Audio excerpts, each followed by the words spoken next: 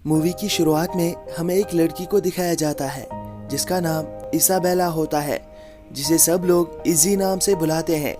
Easy एक बहुत ही खुशमिजाज लड़की है जो सबके साथ हंसते खेलते अपने दिन गुजारती है। इज़ी की माँ एक सैलून चलाती है जहाँ पर उनकी मदद इज़ी भी करती है।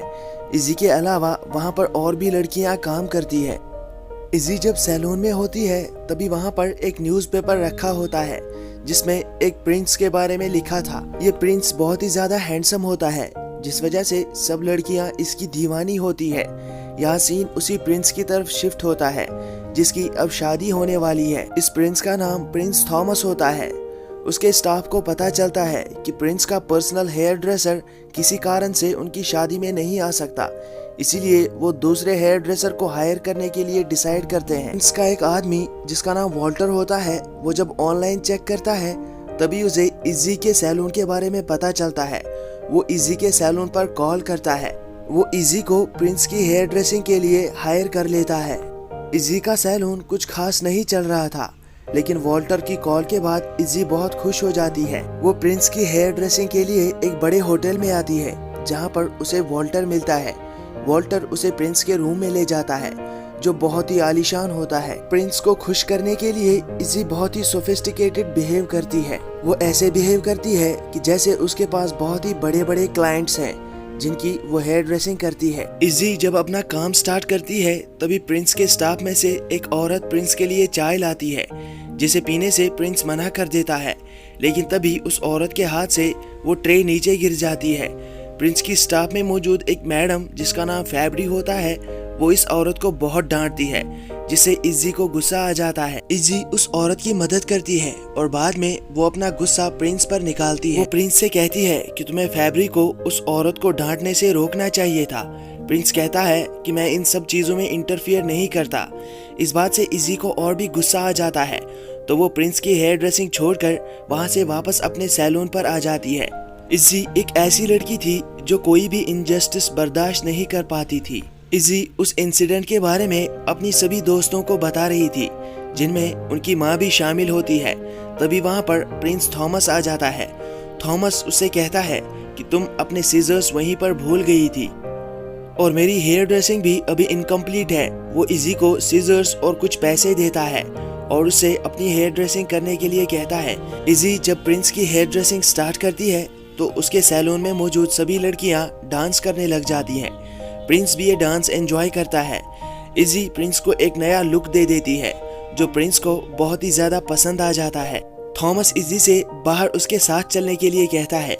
इज़ी उसके साथ आ जाती है। वो दोनों बातें कर रहे थे। प्रिंस थॉमस की गाड़ी भी उनके साथ साथ ही चल रही थी। इज़ी बहुत ही खुले दिल की लड़की थी जिस वजह से वो अपनी सभी बातें प्रिंस के साथ शेयर करती है।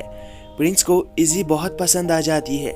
प्रिंस थॉमस की शादी जिस लड़की से होने वाली थी वो उस लड़की को बिल्कुल भी नहीं जानता था।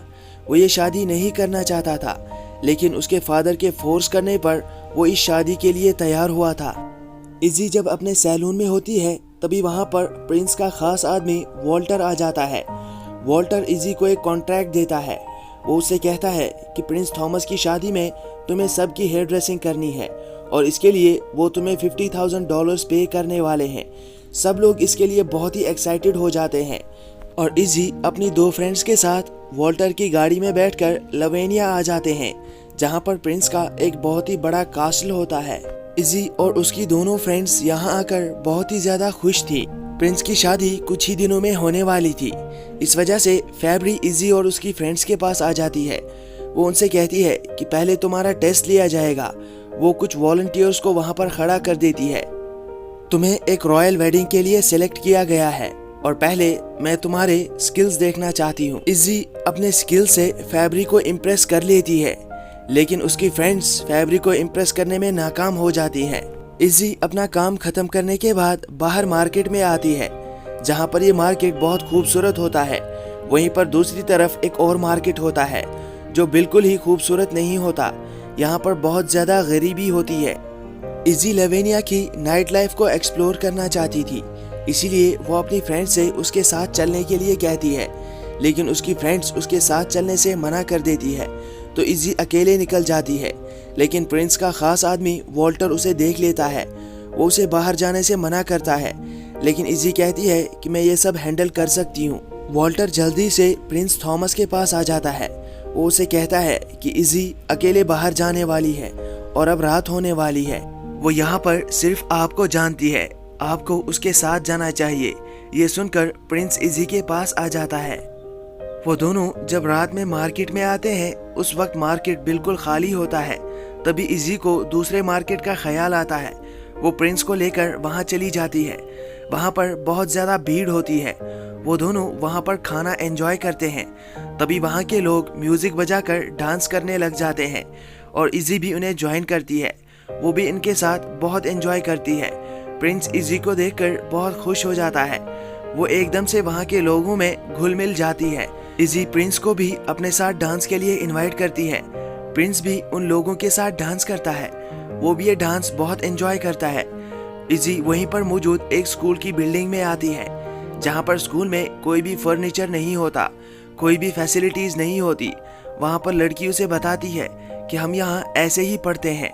इसके बाद वो दोनों वहाँ से निकल जाते हैं। प्रिंस उसे एक खास जगह पर ले आता है, जहाँ से आसमान बहुत ही ज़्यादा खूबसूरत लग रहा था। प्रिंस इजी से कहता है कि इससे पहले मैं कभी कासल से बाहर नहीं आया हूँ, मुझे ये सब अलाउड नहीं था, लेकिन तुम्हारी वजह से मैंने आज बहुत एंजॉय किया। तभी इजी उसे बताती है कि मैंने इस शहर को एक्सप्लोर किया। एक तरफ मैंने अमीरी देखी और दूसरी तरफ गरीबी। तुम प्रिंस हो, तुम्हें इस बारे में कुछ करना चाहिए। तुम्हें सभी लोगों को एक ही तरह से ट्रीट करना चाहिए। तभी प्रिंस उसे बताता है कि ये सब मेरे फादर हैंडल करते हैं, मेरे हाथ में कुछ भी नहीं है। सुबह ब्रेकफास्ट के दौरान प्रिंस थॉमस किंग जॉन से उस गरीब एरिया के बारे में बात करता है। वो उससे कहता है कि आपको उसे रेनोवेट करवाना चाहिए। किंग जॉन उसे बताते हैं कि तुम्हारी शादी ख़त्म होने के बाद हमने उस एरिया के बारे में प्लान्स बना कर रखे हैं, हम उसे रेनोवेट करने वाले हैं। ये सुनकर प्रिंस थॉमस भी खुश हो जाते हैं। यहाँ इजी अगली सुबह गेट कीपर के पास आती है।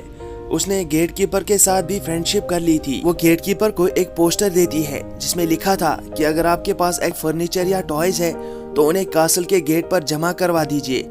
ये उन बच्चों के काम आ सकता है जिन्हें इसकी ज़रूरत है। वो खुद भी मार्केट में जाकर वो पोस्टर्स डिस्ट्रीब्यूट करती है। अगले दिन इजी कासल के किचन में आती है। वो उन ज़रूरतमंद बच्चों के लिए खाना बनाना चाहती थी। वो किचन के स्टाफ को इसके लिए मना लेती है। वो वहीं पर पार्टी करने लग जाते हैं। उसकी वजह से कासल के किचन का माहौल पूरी तरह से बदल चुका था। तभी वहाँ पर वॉल्टर आ जाता है। वॉल्टर पहले अजीब लुक देता है, लेकिन बाद में वो भी उनके साथ डांस करने लग जाता है। इजी ने सच में कासल का माहौल पूरी तरह से बदल दिया था। यहाँ इजी जब गेट कीपर के पास आती है तो वहाँ पर बहुत सारी टॉयज जमा हो गई थी। तभी वहाँ पर प्रिंस थॉमस भी आ जाता है।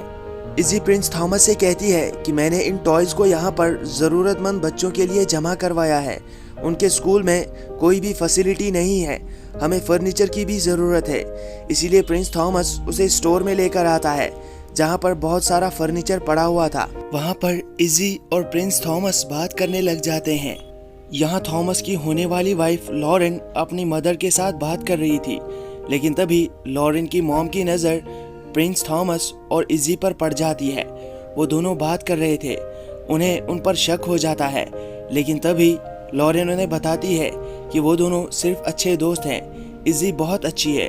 वो इजी की तारीफ करती है। प्रिंस थॉमस उस सारे पुराने फर्नीचर को ट्रक में लोड करवा देते हैं और उसे उसी स्कूल में लेकर जाते हैं, जहां फर्नीचर और टॉयज को देखने के बाद बच्चे बहुत खुश हो जाते हैं। ये सब करके प्रिंस थॉमस को भी बहुत अच्छा लगता है। इजी वहाँ पर सभी बच्चों की हेयर ड्रेसिंग भी करती है, लेकिन उन्हें वहाँ पर लॉरेन की मदर देख लेती है।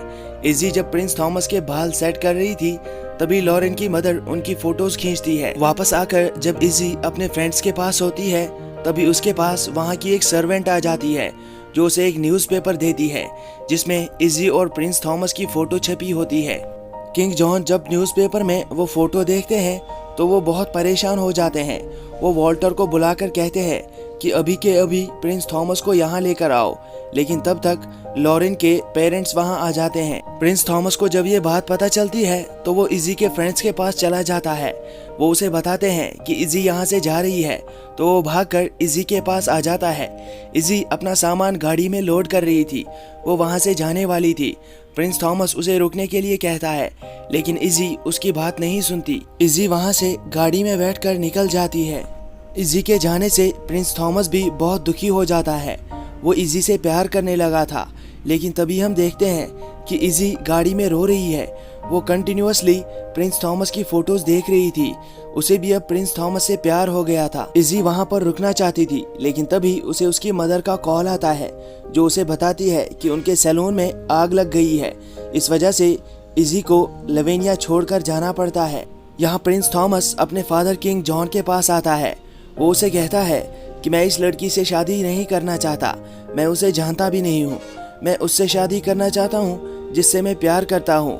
यहाँ पर किंग जॉन उसे कहते हैं कि हमारे पास अब कोई पैसा नहीं बचा है, हम कुछ दिनों में कंगाल होने वाले हैं, और अगर तुम लॉरेन से शादी करोगे तो उसके फादर हमें बहुत सारा पैसा देने वाले हैं। उस पैसे से हम उस गरीब एरिया को रेनोवेट कर सकते हैं।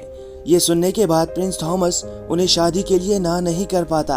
अब प्रिंस थॉमस की शादी का दिन आ जाता है। वो शादी के लिए तैयार हो रहा था, तभी उसके पास वॉल्टर आता है। वॉल्टर प्रिंस थॉमस से कहता है कि आपको इस लड़की से शादी नहीं करनी चाहिए। आप इजी से प्यार करते हो, आपको इजी से ही शादी करनी चाहिए। वो बहुत अच्छी लड़की है, आपको ये शादी यहीं पर रोक देनी चाहिए। प्रिंस थॉमस भी वॉल्टर की बात सुनकर रियलाइज करता है कि इस लड़की से शादी करके वो बहुत बड़ी गलती करने जा रहा है।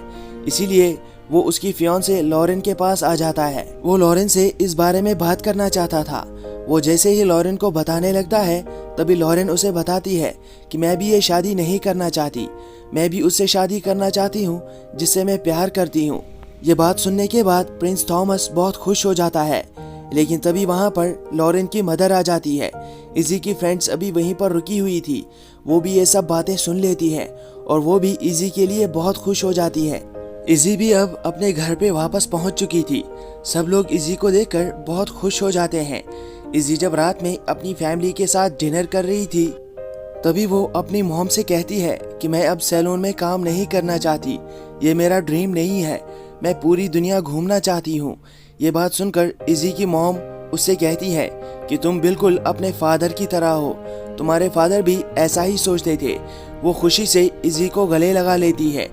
इजी जब चिल करने के लिए अपने घर के बाहर आती है, तभी वो देखती है कि प्रिंस थॉमस वहाँ पर घोड़े पर बैठकर आ जाता है। इजी उसे देखकर बहुत खुश हो जाती है। प्रिंस थॉमस इजी के पास आ जाता है। वो उसे कहता है कि मैं तुमसे बहुत प्यार करता हूँ। इजी भी उसे कहती है कि मैं भी तुमसे प्यार करती हूँ। दोनों एक दूसरे को गले लगाकर किस करते हैं। सब लोग उन्हें देखकर खुश हो जाते हैं। प्रिंस थॉमस इजी को अपने साथ चलने के लिए कहता है। तभी वहाँ वॉल्टर और इजी की फ्रेंड्स भी पहुंच जाती हैं। वो भी बहुत खुश हो जाती हैं और प्रिंस थॉमस इजी को घोड़े पर बैठाकर अपने साथ ले जाता है। इसी के साथ ये मूवी यहाँ पर ख़त्म होती है। आई होप आपको एक्सप्लेनेशन पसंद आई होगी, तो वीडियो को लाइक और कमेंट कर दीजिएगा और हमारी चैनल को भी सब्सक्राइब कर दीजिएगा। Thank you, take care.